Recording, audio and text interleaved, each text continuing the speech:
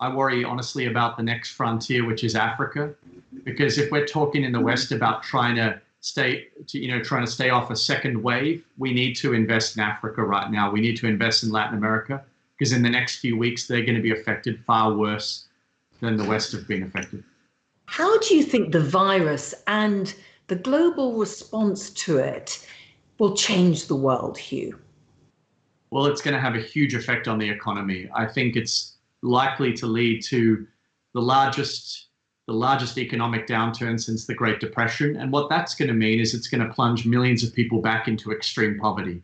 So when for the last several years, and I know when you and I spoke last, we talked about the achievement of the Sustainable Development Goals by 2030, that's going to become much harder. I think the 2030 Sustainable Development Goal agenda, both from an environmental sustainability perspective and from a human development perspective, will be much harder to achieve.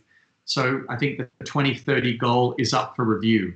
Given that we're going to have at least 18 months of economic downturn following this, and we haven't seen the worst of it yet, what that's going to lead to is going to be a thorough review of what does it mean to actually alleviate poverty on this planet by 2030, which is the stated goal. That's going to become so much harder now and put that into question.